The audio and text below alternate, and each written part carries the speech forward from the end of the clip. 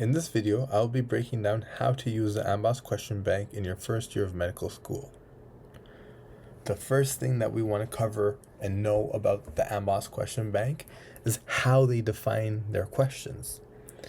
So they like to break their questions down on a 1 to 5 hammer scale, with 1 hammer questions being the easiest and most basic questions, and 5 hammer questions being the hardest and most challenging. When you're first learning content, we want to focus on the 1 hammer, maybe 2 hammer style questions. When you're reviewing and you really want to test your knowledge to see how much you've honed in on this material, you want to do 3 hammer, 4 hammer questions. Sometimes you can go to 5 hammer questions if you really want to test yourself, but don't get bogged down if you're not getting them right. Now, the most important way to use the question bank is for content-specific questions. This method I will show you will give you questions that are as close to the topic you covered as possible without bringing up random topics in between. Stanzo. And you really want to see and just do questions related to the most basic concepts that you've covered without involving a whole bunch of overlapping information. This is what you're going to do. You're going to come here, find the tag that says step 1, find cards related to the video that you watch. For example, if you watch the Born and Beyond video on genetics or Down syndrome, you're going to go here, press Control All, and click Start Question Bank Session.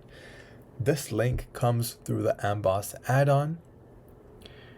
And so you go here, and now we have the options again of selecting our difficulty level.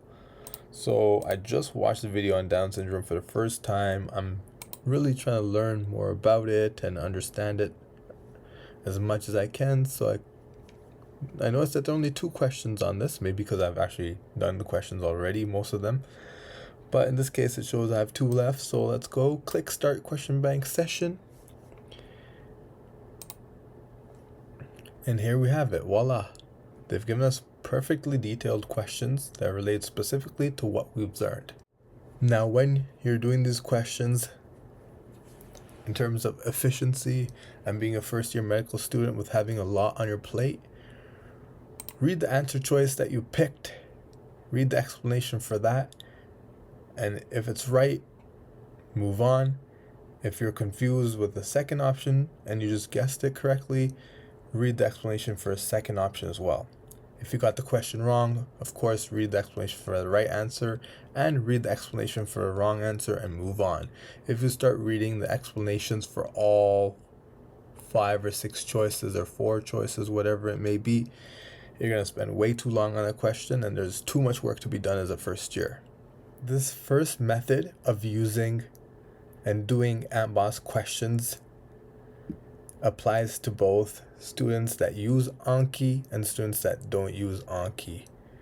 You don't have to use it every day for you to be able to use this method, so don't worry about that. The second method that I'll be discussing is specifically for individuals that are using Anki on a regular basis, and what happens and what you can do if you are doing that. So this is an example here. One thing that I do use Anki for is microbio.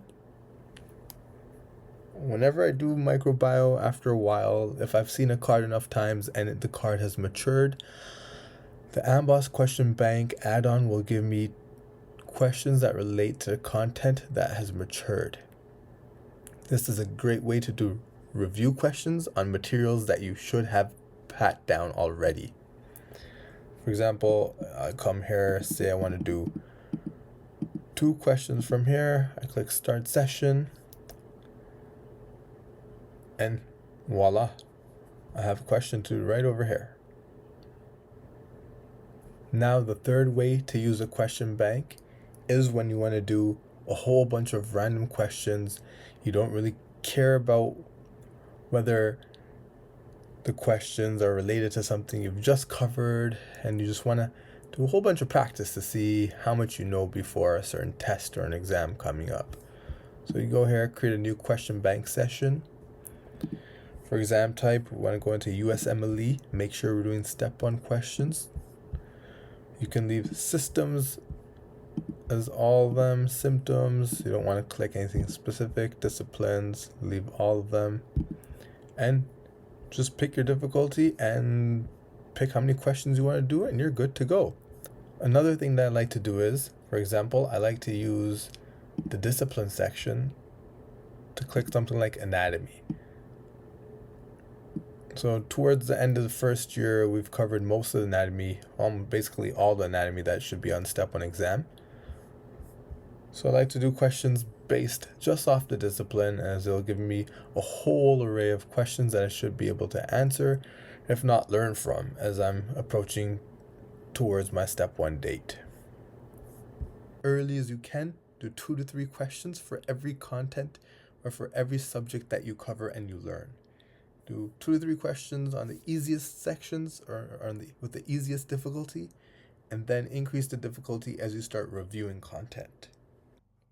Thank you for watching my video.